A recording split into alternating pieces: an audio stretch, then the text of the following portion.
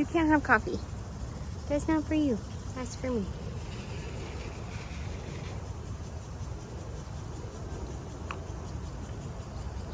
Can't have coffee. It is so cute.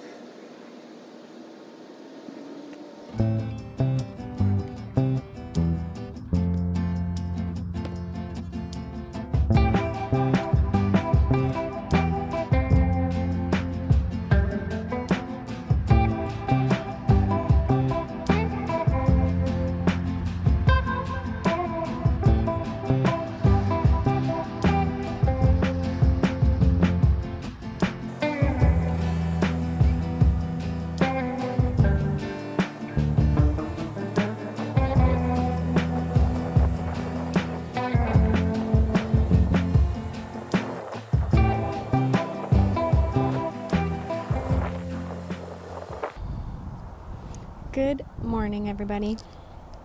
It's morning where I'm at, and I hope it's a good day wherever you're at. I am doing a lot better. A big part of it is because of like a paradigm shift or just like shift in perception or reframing that has really liberated me. And I have so much to say about it. I want to get into it. I just wanted to share a little bit of my morning with you, how my days are looking. I'm still unemployed, but I'm trying to make the most of it. So yeah, I need to go to the gym and shower, and then let's get into it because I'm really excited to talk about this. Okay, here we go. Also, normally he's so chill in the mornings with me. Why is this the morning that he's like, oh, I'm actually going to be a little hellion? I don't know. You are naughty. You're going to ruin my pillow. Hi, everybody. I hope that you enjoyed my peaceful morning with me. It was a great way to start the day. I'm doing better. I'm so nervous to say that. Don't want to jinx myself. But I am feeling a lot better. Not to brag, but I'm not suicidal anymore every day. I laugh because I still have dark times, dark days, but it really has gotten quite a bit better. And I'm really grateful for that. And sometimes I just have to laugh at my experience and my pain because I cry enough as it is. I can't cry every time I talk about it. I have to laugh sometimes. So yeah. What I want to talk about today is not a novel idea. I'm not the first person to think of this. It's letting go of the outcome. And that sounds so simple, and it is. But it's something that I used to think I was doing, but I wasn't. I'm just going to start back at the beginning, back when I was really deep in my depression in May, June, July. It is, I know I joked about it before, but it is serious. I was extremely depressed. I was suicidal. And with that, if you've watched some of my other videos, you know I've been that down before. I've been that depressed before. I've had suicide attempts, and this time when I was depressed, I know, my logic brain knows I can get out of it, or I've gotten out of it before. But your logic brain kind of goes down the toilet when you're that depressed. It's like, this is horrible. I don't see a way out of this. Even though part of my brain knew there was a way out of it. And so with that, every decision I was making, I was lumping into, this will inevitably lead to suicide, or this will inevitably lead to me fighting really hard to live. Because, like I said, I've been through it before. I know it's hard work. And so, not only was every decision life or death, neither of the outcomes sounded optimal. There wasn't a third option of you'll actually feel good. It was suicide or work really hard to live. And so obviously I was exhausted making small decisions because it became a life or death decision. Even things like eating a cookie, I would moralize it into a bad thing. And so it's oh, if I eat all this sugar, I'm gonna kill myself next week for sure. And I know that doesn't make sense, but at the time it made a lot of sense. Because, like I said, I was making things so black and white. I was lumping things into these camps. And thank goodness I've been seeing my therapist this whole time. And in my last video, I talked about zooming out, getting out of those deep wells of pain and emotion and just kind of trying to look at the big picture really helped a lot. But also, I had to let go of this black and white thinking. But it was really hard for me because I was still trying to have control somehow. I was trying to control the narrative of if I eat this cookie, then I know what I'm going to do next week. I'm going to kill myself. Or if I don't eat it, I know I'm not going to. And like I said, I know that doesn't make a lot of sense. Now that I'm on the other side of it, I can see that's kind of crazy. But I was so deep in depression that And it felt so uncontrollable that I needed some control. And so it took me a while to get out of that black and white thinking. And I worked through it with my therapist. And she told me, like, you have to let go of any outcome. Because honestly, if you do kill yourself next week, it has nothing to do with eating a cookie this week.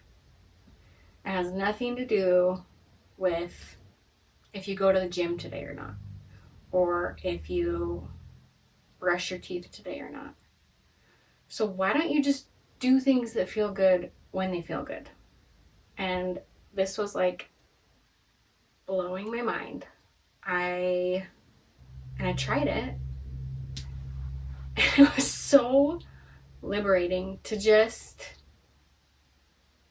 do things that felt good when they felt good. So yeah, I ate cookies and I would just lay out on the grass with my cat, and I spent a lot of time in Washington with my family, particularly my cousin Brooke, who I love so much, and she helped me so much. We went on a hike.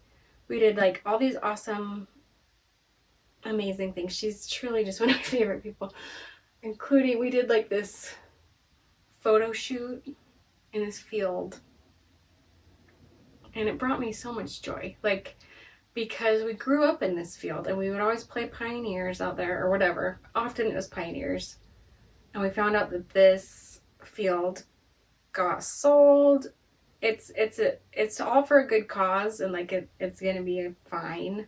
But we were sad about it, and so we dressed like the best Pioneers we could with the clothes we had and had a little photo shoot as a farewell and said thank you to this field for the love and the memories. And I could have catastrophized that into like a horrible thing or a wonderful thing. And, you know, either I'm going to kill myself or I'm going to fight to live. But it wasn't either of those things. It was just a beautiful moment with a beautiful person. And it felt really good doing it. We felt silly. It definitely brought out my inner child. And that's where the healing happens for me, is living life in those silly moments.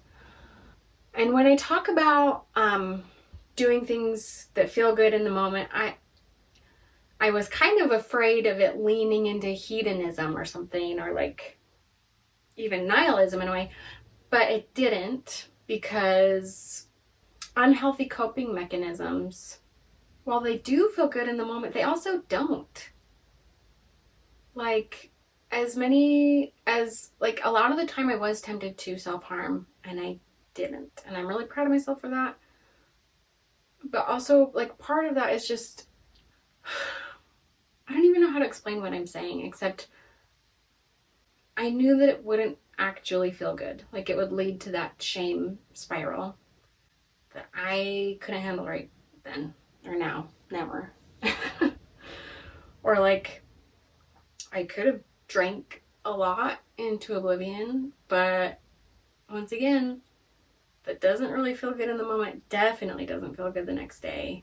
And so I just went with what felt good. And like I said, sometimes that's eating cookies, sometimes that's sleeping in, sometimes that's taking a nap, sometimes that's canceling on plans. These things that you can, you know, put in the camp of bad things, but they were important for me to do in the moment and they felt really good. But also in that same vein, I eat pretty much the same salad every day because it brings me joy. I go to the gym when it feels good to celebrate and move my body. I connect with the people that I love. I say yes to plans and keep them. It's the yin and the yang. You know, you can't do everything perfectly. And kind of in that same vein of you can't do everything perfectly, you can live a life where you follow the plan that's put in front of you, where people say, if you do this and this and this, you will safeguard yourself and you'll live a happy and comfortable life. But that's not really how life works.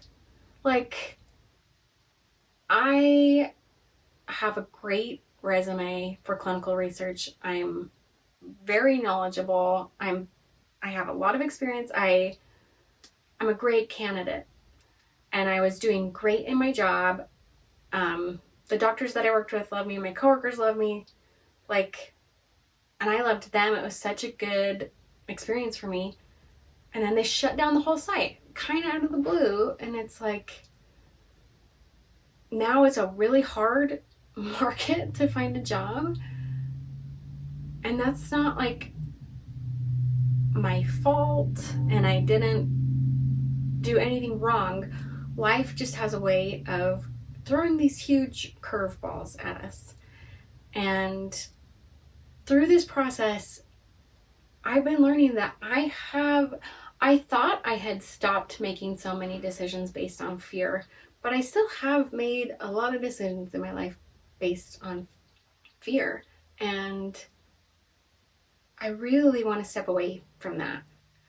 I have been attending college, but one or two classes at a time when my mental health is doing really well, really tentatively, because I'm afraid of failing or getting overwhelmed. And I'm done with that. So in the spring, I'm going to go back full time. And so I'm trying to find a job that will work around my school schedule versus, trying to work school around my work schedule. It's not panning out, but no jobs are panning out right now. So once again, not my fault, not something that I'm doing wrong. I'm just trying to lean into what actually feels right and what feels good. And right now, going back to school full time is that for me. And I'm really excited about it. I don't know that I'm not going to get overwhelmed. I don't know that I'm going to graduate by a certain date or something. Like I said, I'm trying to let go of outcome. I like learning. I like talking with other people about ideas. I like presenting things. I like writing papers. I feel like school is going to be good for me. And maybe it's not. And that's not my business right now. The future is not my business. I have no control of it. None of us know what's going to happen ever. But I know that right now it feels right to do that. And I can't tell you how liberating that feeling is. I feel like this letting go of the outcome is the opposite of making actions based on fear. Because when you're making actions based on fear, you're trying to predict the future. I don't know the future. Like I said, it's not my business. Whatever will happen, will happen. I'm just gonna do what feels right for me and my community and my loved ones right now. And I'm going to make mistakes. Hard times are going to come again. And that's okay. Because that's the future. It's not now. I'll deal with it when it happens. And so, like I said, I'm not making decisions based on hedonism or like a fuck it mentality. I guess kind of in a positive way of that. But I literally have no control over the future. And that can be so terrifying, but if you lean into it in the right way, it can be wonderful. I feel so free. I feel so free that I don't know what's going to happen next week. I don't know that I'm going to kill myself. I don't know that every day is going to be a struggle to live. I don't know if every day is going to be wonderful. I know today I'm having a good day. I had a great morning, a great start to the day. I want to finish it. Maybe something bad will happen. I don't know.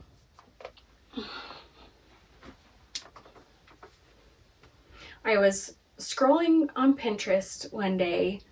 I don't have social media on my phone, so Pinterest is one of my scrolling things. But I don't know if you ever come across a quote that just stops you in your tracks. But this stopped me in my tracks because it had been what my therapist and I were talking about, of letting go of the outcome doing things as they feel good. So here's the quote. No gardener ever made a rose. You can't construct the next version of you. You can only tend the conditions in which it has a chance to grow. It's so powerful. I said that to like all of my friends. We each had like similar conversations about it, just how powerful that quote is. No gardener ever made a rose. I don't know the future. All I can do is try to prep my garden in the best way possible. Maybe I won't get a rose. Maybe I'll get a different kind of flower. Maybe I'll get a potato. Maybe I'll get a weed. A weed is still a miracle when you think about it. Something growing out of a tiny little seed, that's amazing. I just feel really a lot more flexible, pliable. I feel really motivated and excited about the future. And I hope that I have condensed all my thoughts over the past couple of months in a way that you guys can understand, like just how powerful this message is of letting go of the outcome.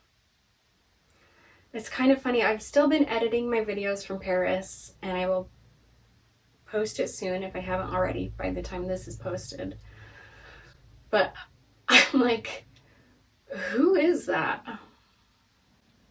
Because I had been depressed, and even I, made a video about how I was depressed in Paris, but I was really coming out of it, and I was feeling so motivated and excited, and I was talking about all the things I wanted to do this summer, and how cute I was going to dress for work, and